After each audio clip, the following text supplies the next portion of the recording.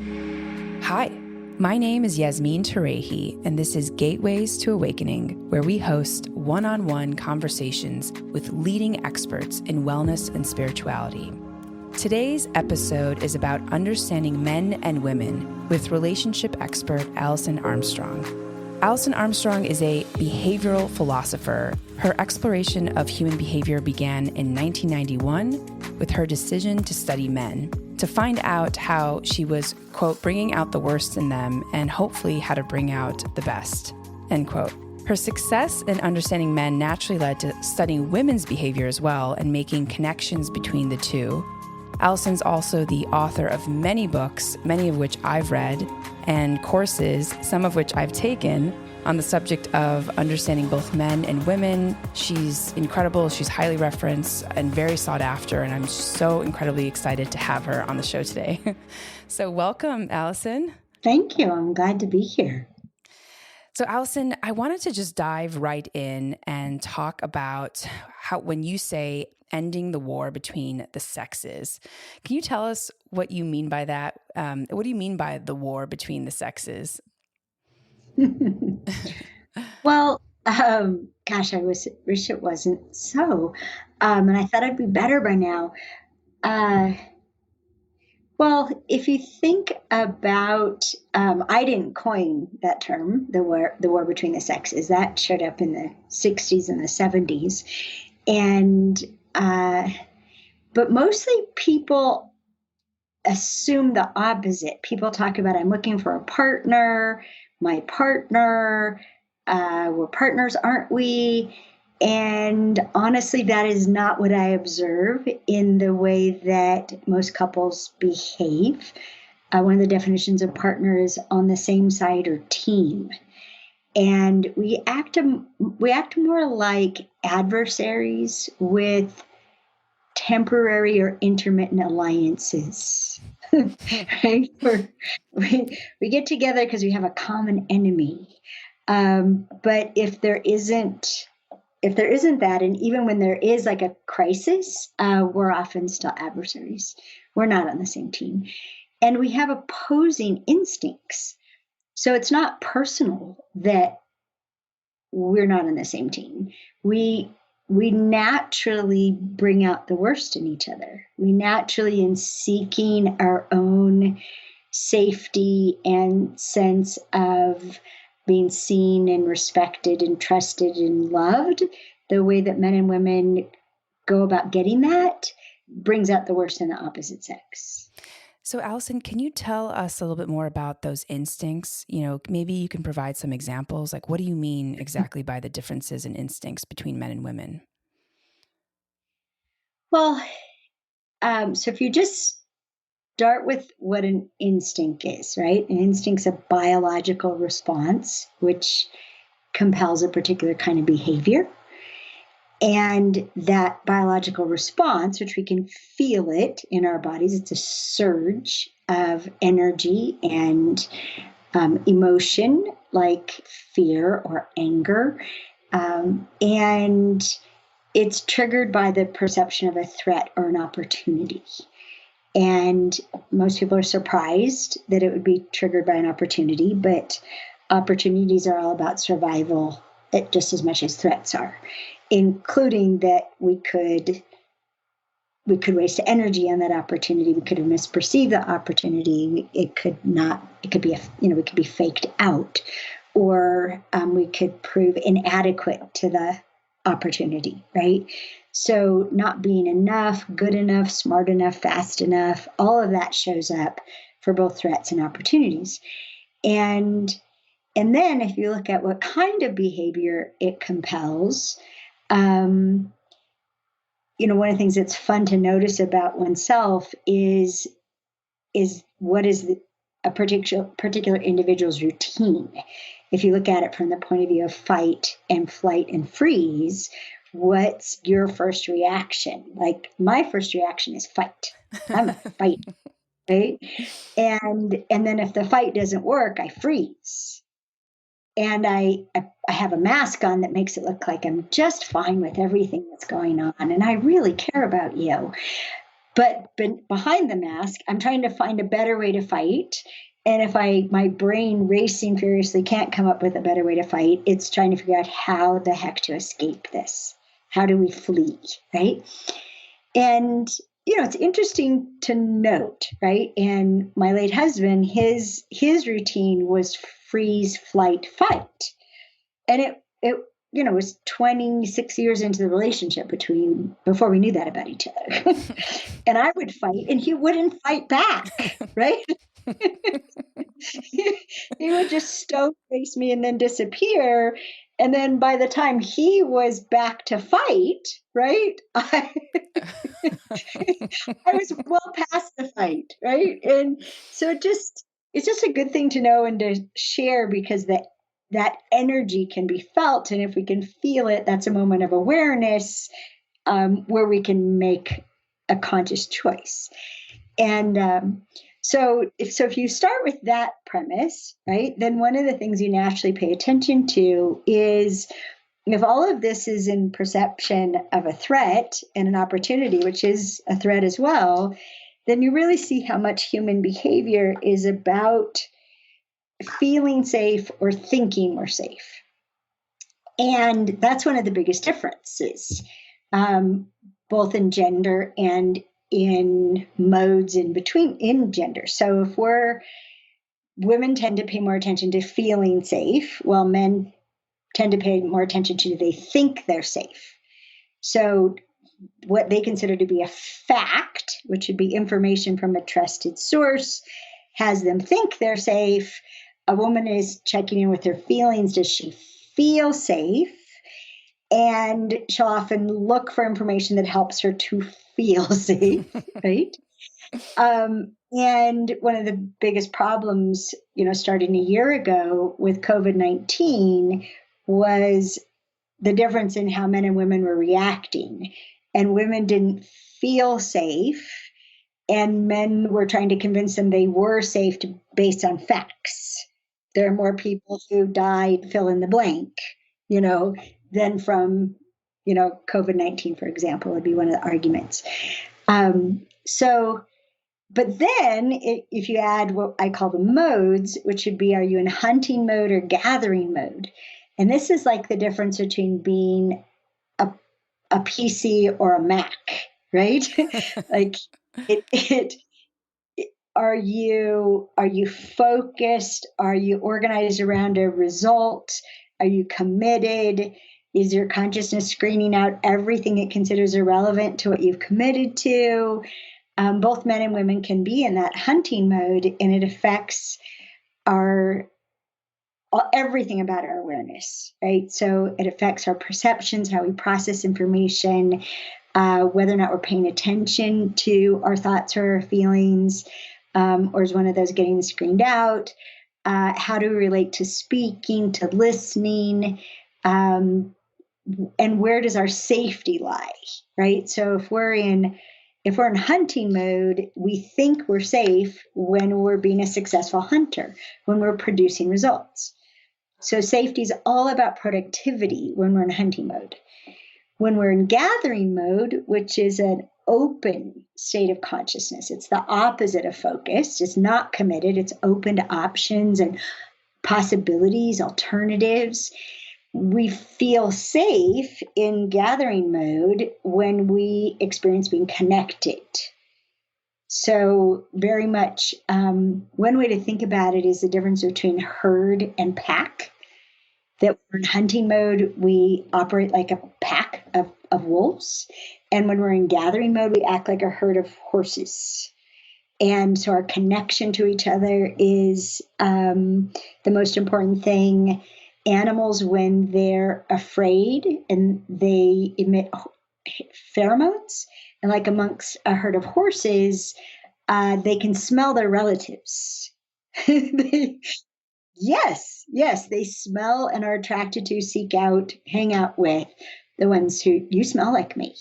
And so, you bring this now to human beings. If you can imagine how many times a day someone in gathering mode, often a woman,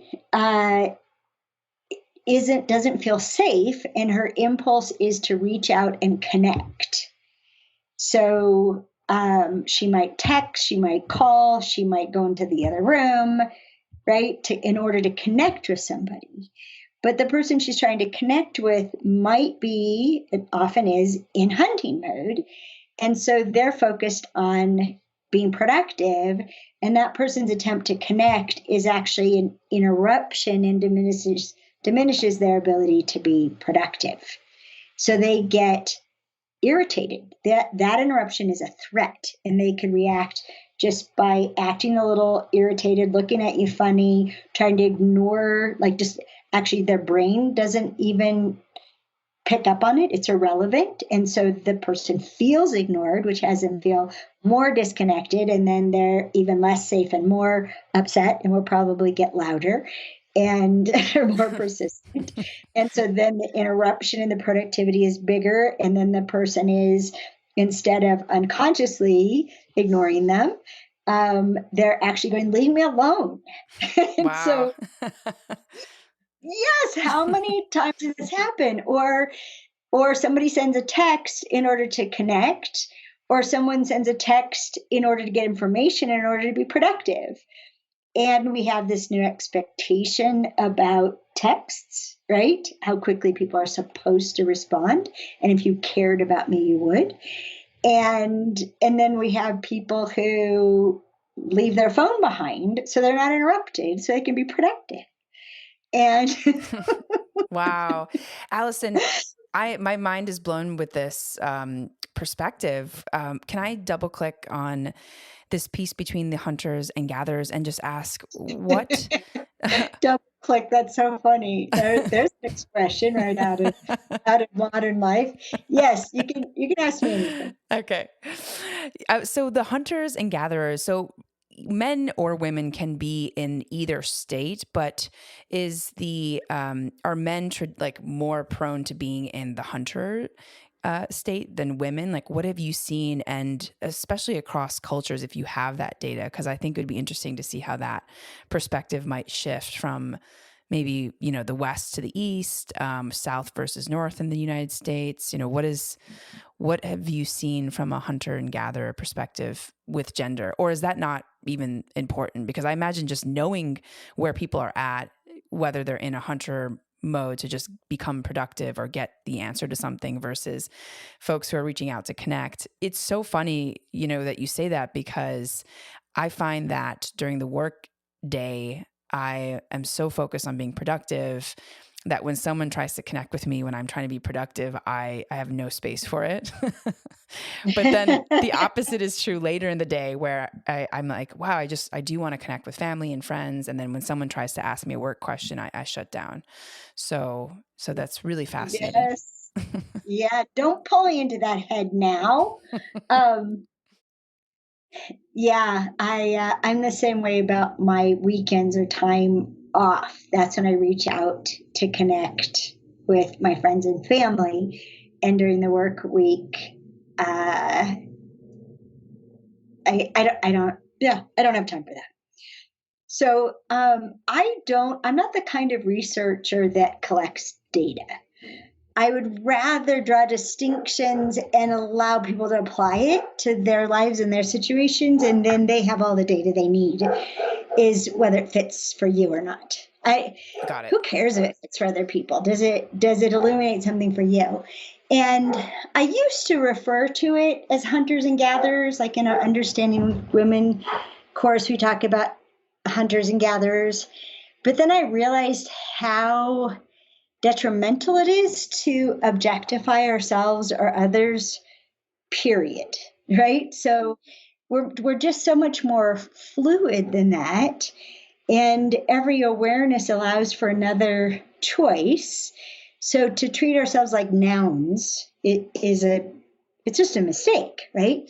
So I try to discipline myself. Hunting mode, right? Hunting mode, gathering mode. There are more ways of being, and they're fluid.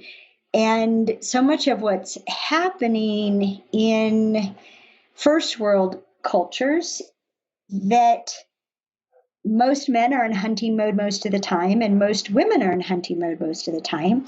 So our conflicts have to do with people with competing or conflicting goals, intentions, destinations, and arguments about whose plan is going to get implemented. Because when we're committed, we have plans. And men, as they get older, so men are in gathering mode when they don't have a result to produce, when they're at play, and they're charming in that state, and we fall in love with them in that state. But we think they're hot when they're being really productive, and we get confused because they're really charming, and we feel really connected, and then we feel ignored and disconnected because we don't know what happened, right? And the same thing with men. For men, women are just a confusing, moving target. They have no idea why we are the way we are when we're that way, and how did we change so fast. And a lot of what understanding women is about is seeing the two different modes, and why a woman is so different. How she feels supported in gathering mode is completely different than how she feels supported in hunting mode. And so one of the biggest things that I like to teach men is, what are the signs? Because they're so visual. Look for the signs, which modes she's in, and then you can be effective by responding appropriately. And it's pretty cute. I mean, just the way we walk differently when we're in hunting mode or gathering mode. We're very linear in hunting mode. We cross a room in a straight line. Our hips are moving, chugga chugga. And when we're in gathering mode, our hips sway. We literally waste energy. I call it side to side, and we're all curvy, and we detour to straighten a pillow. And we're very, very different depending on what mode we're in. And one of the things that women don't know about themselves is that it has everything to do with time. And that we could be in gathering mode and open and connective and celebratory and loving and compassionate. And then someone says, we got to go in 3 minutes. And all that disappears. And we get short-tempered and rude. And we might be putting makeup on, but we're really just coloring our face to get the heck out the door.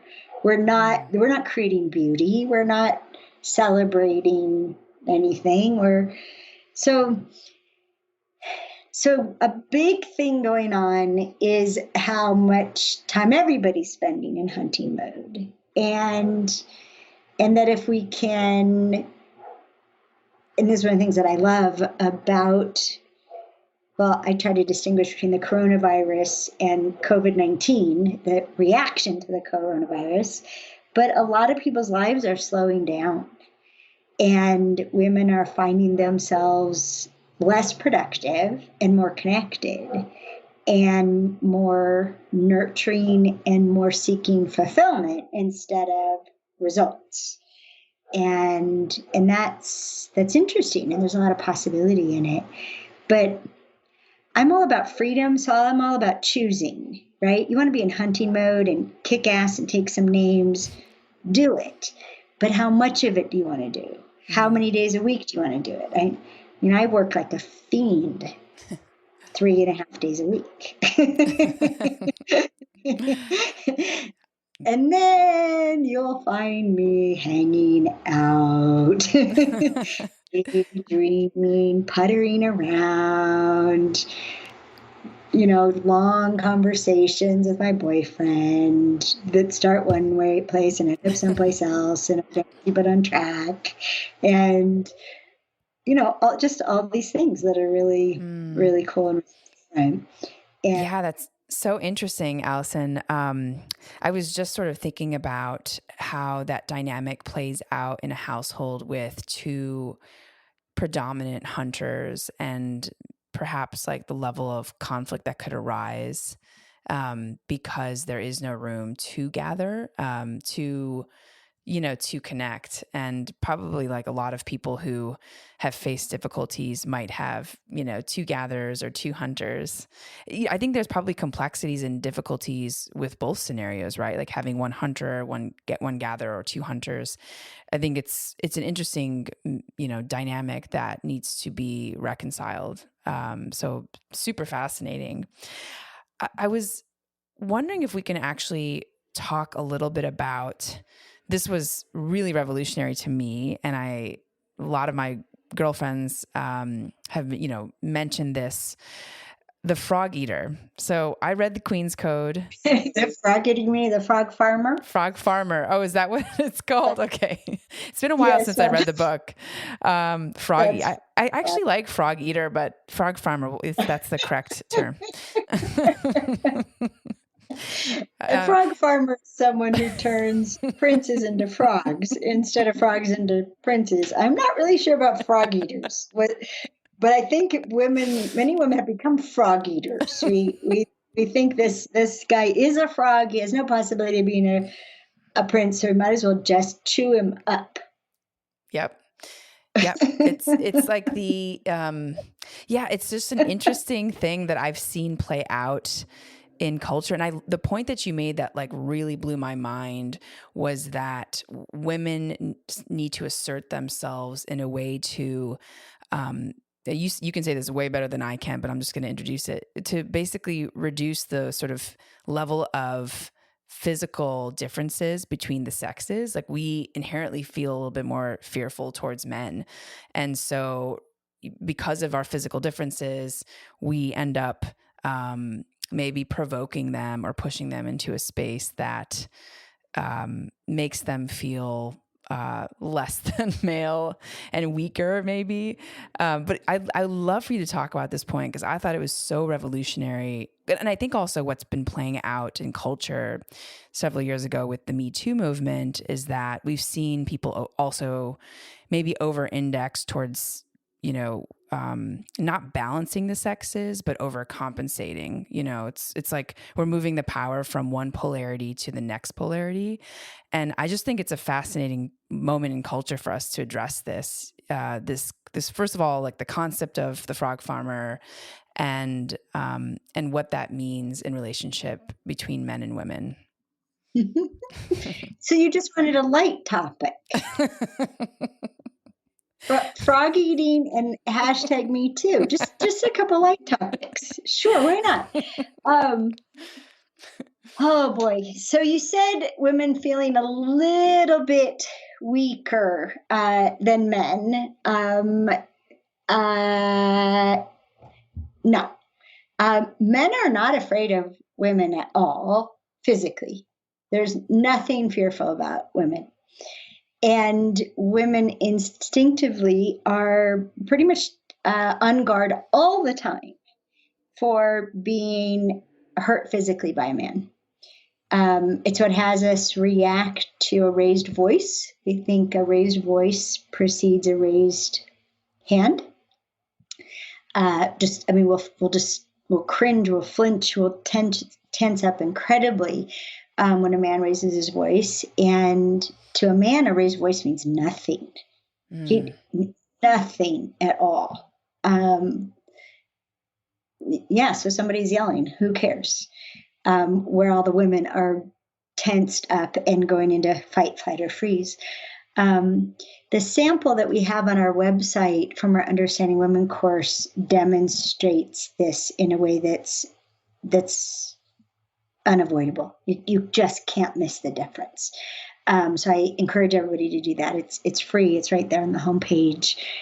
Takes about a half an hour to get the biggest, most important fundamental difference between men and women, and that's how much we pay attention to physical safety, which men hardly pay attention to physical safety at all. Most of them can't remember the last time they worried about it, which also has been a factor with COVID-19, that they're only men who are very aware of being frail have ever been afraid of the virus.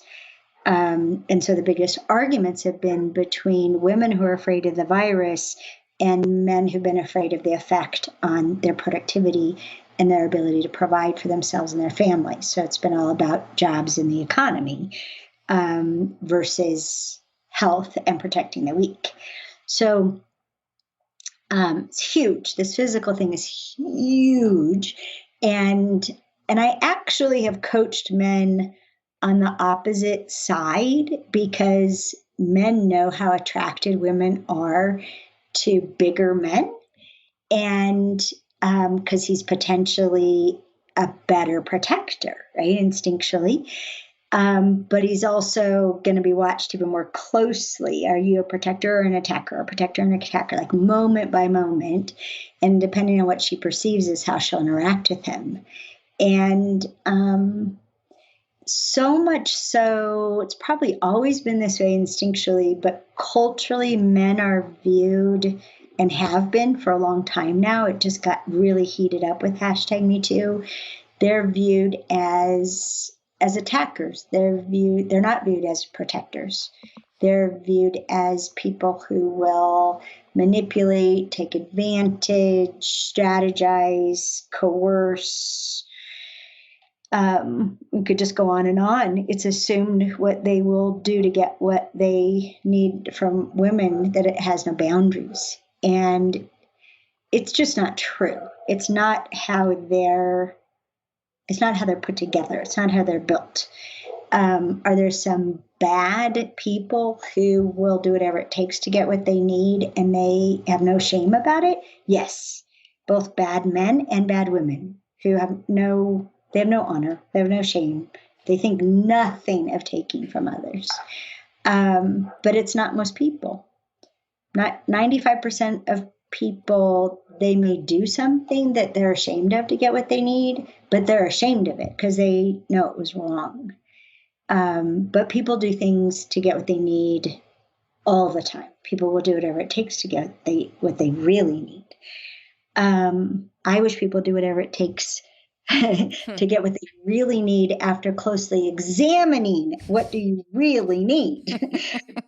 And then hold your boundary there like crazy. So #MeToo. I did a program called Alison's 5-part response to #MeToo because it's really not about sex. It's about how human beings abuse power and what they abuse it for and what is required for that abuse to persist. And it really comes back to asking the question, what's my part? What's my part of complicity? How do I allow the abuse of power to persist? Where have I put up with it because of what I was getting out of it? Where have I turned my head and pretended not to see it? Where have I just been silent instead of speaking up that that's wrong for whatever reason? I mean, if you want to look at abuse of power, just look at how adults treat young people. We think their lives belong to us and that we get to tell them what they do every minute of every day. And we don't think that's an abuse of power, but we do it because we're bigger. We do it because we're in charge of the resources and we can control it and withhold it and grant it. And so, I mean, I could go on and on about this part, but if we can understand that to feel safe, to think we're safe, to protect what matters most to us is normal, and that anytime we feel like we can't protect what's important to us or that someone's attacking what's important to us, you're going to get the worst out of human beings, whether they're male or female. Wow. Yeah. Powerlessness, hopelessness is going to bring out the worst. Wow. And we attack men because we're afraid of them. We really, since we don't trust their use of power, we don't want them to be empowered. And everything we do to disempower them is what has them defending themselves against us instead of protecting us and cherishing women, which is natural for men to cherish women. So, Alison, how do you, what's your kind of advice for women who have this frog farming problem? Do you have any guidance? And I also, leading right after this, I'd love to talk about the male stages of development, because I thought that really went hand in hand with the frog farming conversation. Yeah, it does, because one of the ways that we bring out the worst in men, right? So frog farming, turning princes into frogs, is by not supporting them and getting what they need. And so they're in a kind of starvation for what they need to fuel what they're focused on in their lives. And what they need changes with what they're focused on. And by their stage of development. So they are related. And the first thing I would say is notice how much we think men deserve to be diminished. They deserve to be weakened. They shouldn't be empowered. That would be a bad thing. Notice that and where that comes from. And is it doing more harm than good?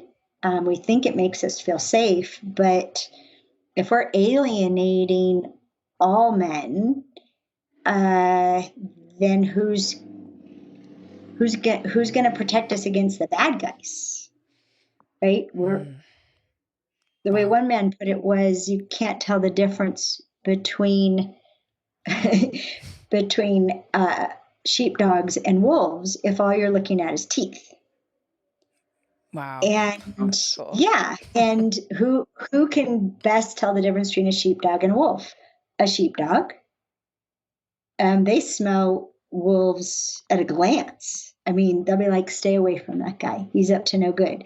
And then we'll argue with him because we're going to bet on potential, and he's really cute, so we're ignoring that he's giving us the creeps. And he's really rich, so we're ignoring that he disrespects our needs all the time. I mean, we betray ourselves before anybody else does. And so just notice how much, to the degree that we're alienating men, we feel like we have to protect ourselves all the time. And that we have to band together as women to be safe against these enemies. And what if they're not?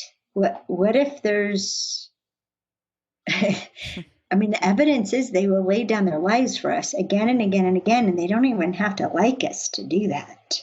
Well, most men have their policy is within reach. They will protect anyone who's within reach. And because it's part of who they are. It has nothing to do with us. It has to do with them. And it's a matter of honor as a man. And it's both conscious and instinctual. So notice how much time you spend trying to make yourself feel safe by weakening men. And what if that's actually counterproductive?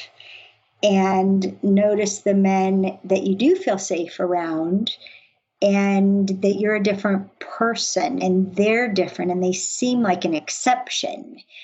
You're probably not sexually attracted to them, because when we have chemistry for a man, it brings out the worst in us.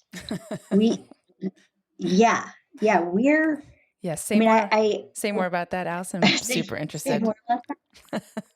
Well, so when we're really attracted to a man, whether we have physical chemistry or economic chemistry, or how important is he in the world chemistry, status chemistry, when we're all wound up about whatever form of strength he is representing to us and our potential survival, we're at our worst.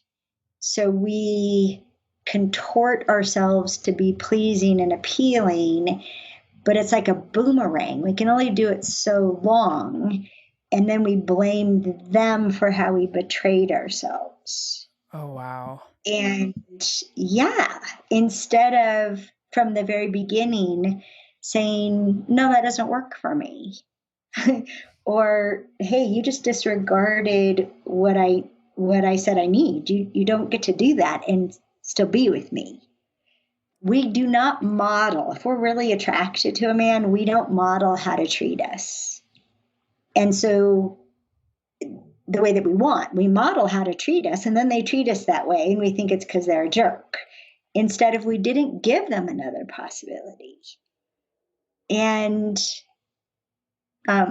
remember early on, my boyfriend and I were talking about, that I was still grieving the loss of my husband, and he's still grieving the loss of his family, even though the divorce was 8 years ago. And he was really cute. He said, yep, that's all true. You're grieving and I'm grieving, and we can't heal each other, but we can be there for each other while we're healing. And hey, I met this really amazing woman who's very direct about what she needs, and that's hot. I love that statement so much, Alison. That's everything. I've also heard boundaries are sexy, which I love They too. are. And when men set boundaries, when men are too physically attracted, they stop setting boundaries, and they betray themselves, and they boast and exaggerate in order to attract. Just like, they have their own version of, push-up bras and wonder bras. They have their wonder results there. And it's all this dance, of very primitive dance of attraction, where we're betraying our souls in the process. And it's a discipline. It's a discipline to be true to yourself. Whether you're single or married, it's a discipline to be true to yourself with your romantic interest, and a victory to be celebrated every time that you manage to do it. And we have a singles intensive, and I coach a lot of singles. And what I'm saying is, instead of hiding what you need until they love you more and you're more attached to them, fly it early and often, show it early and often. And my attitude is, if you're going to run now. So all the things that might have somebody reject me, they're going to know about in the first few hours. They're going to. I love that. Wow.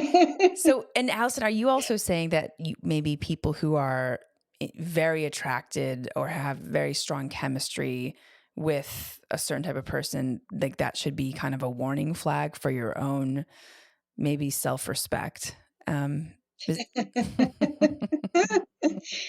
Well, In Sync with Opposite Sex, which I created years ago to transform dating, I've said, like anything above a 7, just run. Because in the opposite direction, because you will sell your soul. Wow. And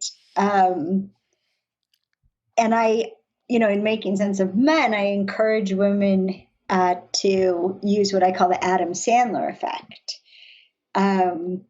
which, I discovered because of watching Adam Sandler in a movie and thinking, who is this doofus? And whose idea was to cast him as a leading man in The Wedding Singer. And then as the movie went on, I'm like, kiss him, and noticing how physical attraction can grow for women. And that as we get to know a man's character, and perceive his strength, then what initially wasn't a physical attraction will grow. But meanwhile, we'll have been setting boundaries, because we naturally do that when we're not attracted. And so we'll have at least developed a habit of being true to ourselves and setting boundaries before that Adam Sandler effect turns us into what I call a mini ninny instead of a full-on ninny. And that's why I like people getting to know each other over the phone and on very little information, and because we don't have all that physical stuff having us contort from the beginning. But, yes. So Alison, Attraction causes primitive behavior, and there's no consciousness or awareness in it. yeah, I think that this is an incredible point, especially for folks who are younger. And I'm wondering if that's more applicable to folks who are maybe earlier in their world of dating and intimacy than it is for people who are later in the game. Have you seen kind of that demographic shift? I wish it were true. I wish it were true. I have women in our Smart Singles Intensive in their late 60s who are looking for chemistry. Wow. Yeah. Yeah. And I mean, chemistry literally is a surge of epinephrine and testosterone. So epinephrine is what makes the skin tingle and the heart beat, and the testosterone puts us all in hunting mode. So I'm going to get her. I got to get her, or I'm going to get him, right? I'm going to get you, right? Like it just, we hunt the other person. And we're totally focused on that objective, and we screen out anything irrelevant, including them saying, go away, I'm not interested in you. It's one of the things I coach men and women in. If you want to be married, hunting mode is going to prevent that from happening. You've got to be open to options and alternatives and possibilities. You've got to set your timeline aside. You've got to be awake. That's really, really powerful. I have so many things I want to ask you. I want to actually move into this course, Understanding Men, and also Understanding Women. We've obviously touched on a lot of topics that, probably fell under the course, but what are some of the major misconceptions that men have about women? Because I think we've talked a little bit more about misconceptions women have about men. Well, first, men have no idea how much women are organized around safety. And when they find out how much we're monitoring it, they're heartbroken for us. I've seen them cry because it's the last thing they'd ever want for us is to be afraid. And when they find out how to help us feel safe, they're beautiful about it. They're generous about it. I actually have to coach them to not be self-sacrificing about it. Another thing is that men don't understand the effects of estrogen on our brains. So they think they just need to get us to focus. If they can just get us to pay attention to one thing, or like the first time I was interviewed by Dennis Prager in 2004, he thought the disconnect between men and women in sex was that you just got to get women to focus on it. And he learned from me that women don't focus. He was flabbergasted, right? And that's a big part of understanding women is how do you support a woman in having enough sex when estrogen has caused her brain to have, at least 5, if not 10 or 20 things seem much more important than that in any moment. There's that pillow to straighten, those dishes to finish, that list to complete, or just let me recover from being exhausted from all the things that had me do what they wanted me to do all day. So they don't understand a woman's consciousness, which I call diffuse awareness, and how much we have to corral it to focus, how we're much more built for what I call puttering, or wandering around in the meadow, seeing what the options and alternatives are, and that can be such a state of contentment for us. Just openness is such a state of peace, whereas women don't understand how focus is a state of peace for men. They're tortured when they don't have anything important enough to be worth doing. So it's fascinating when men get what diffuse awareness does, and especially they stop feeling hurt and disrespected, because they think when a woman is doing something other than paying attention to him or listening to him, that she chose the other thing, that it's a statement, the child's more important than you, the putting the groceries away is more important than you, my phone ringing or this text is more important than you, everything's more important than you. That's how they interpret women's behavior, and it hurts them, and it also brings out the worst in them, because they need our attention. They are fed by our attention. They are validated and appreciated and nurtured by our attention. And since we're aware of the mental and emotional, physical states of everything in our environment, the competition for our attention is huge, and they think we're scattered, and that we like being scattered and we want to be scattered, instead of, no, that's what estrogen does to a brain. It scatters it. But it's also the source of us being able to intuit so many things. It's a source of compassion and empathy and reaching out to care for somebody and being aware that they need something when they haven't said it. We can feel it or see it or sense their mental or emotional state. So it's sort of an interesting thing to have men find out that everything they love about us is the source of everything that drives them crazy about us. Wow. And so, if you want one, right, the source of our soft skin is the same as our distraction. That's so funny. The concept of puttering too is something I am so well versed in. I feel so deeply relaxed when I'm doing, washing the dishes, having a conversation, doing like just fixing things. I'm like the ultimate putter.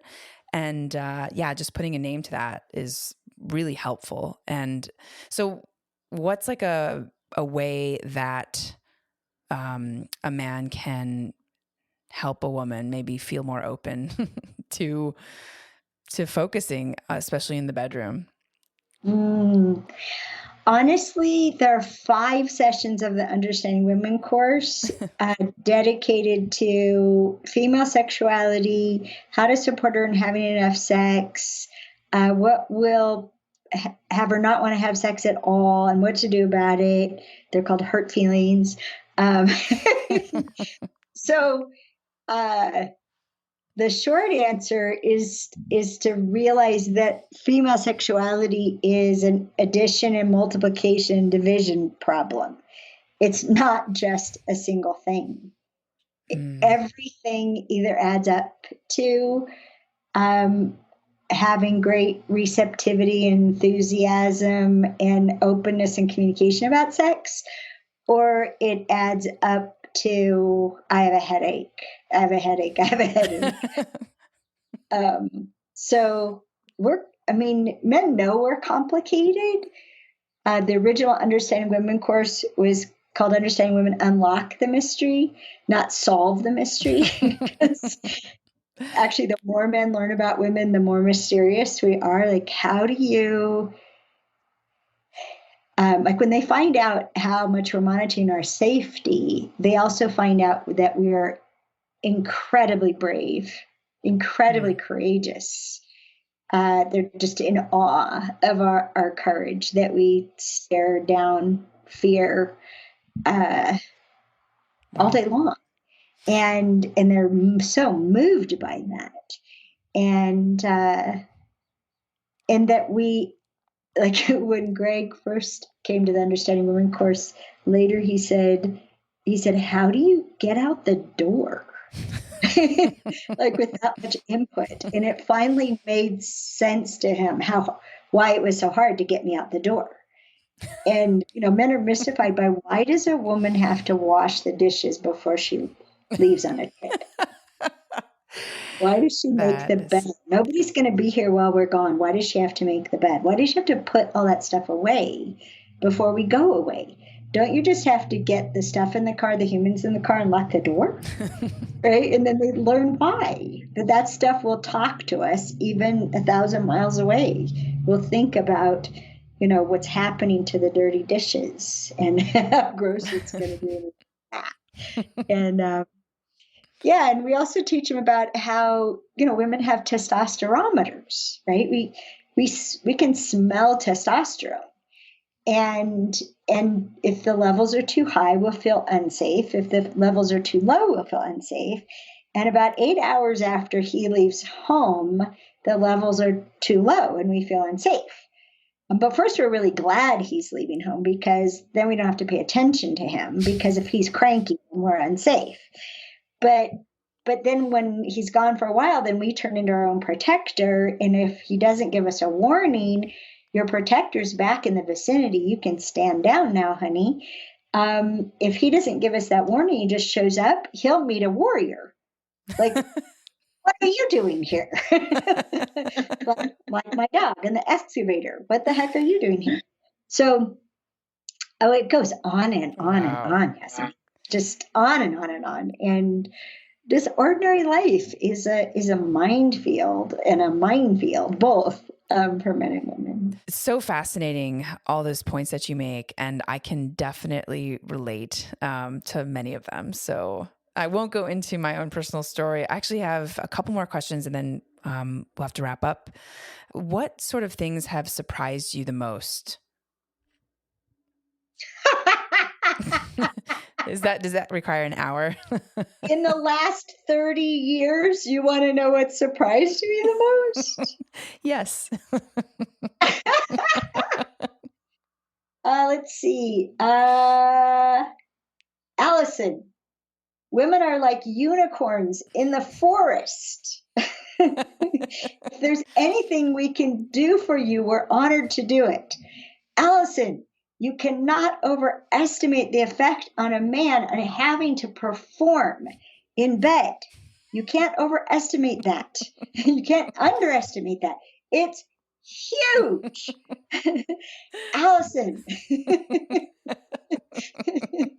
commit to yourself before you commit to any man.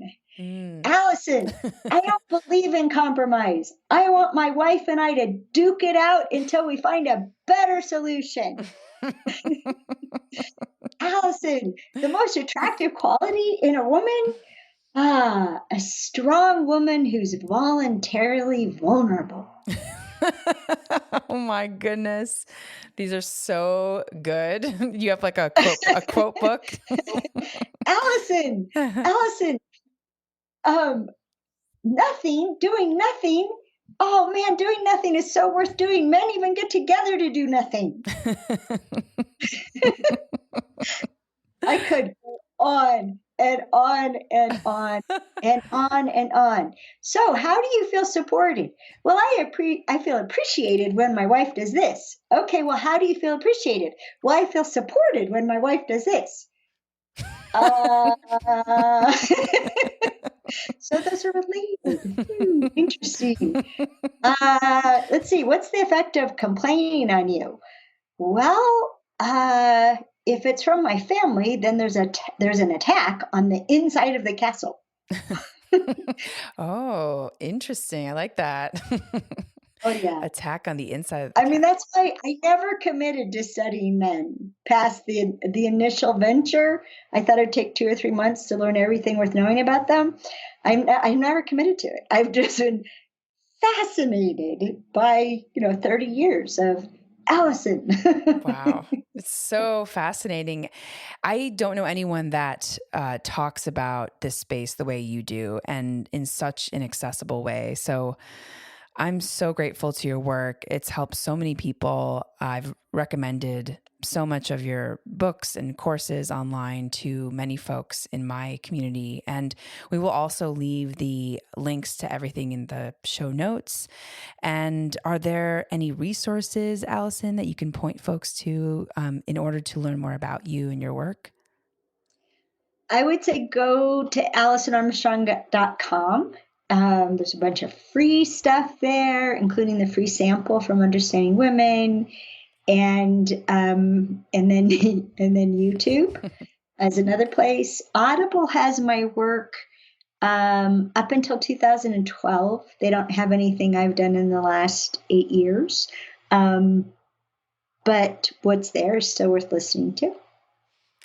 Yes, definitely. I've actually listened to a number of your Audible books, so they were game changing. So I can't recommend this work enough. For those of you who are new to Alison Armstrong, we will again leave links to all of her courses and books in the show notes, and check her out. She's got a lot of really great material out there.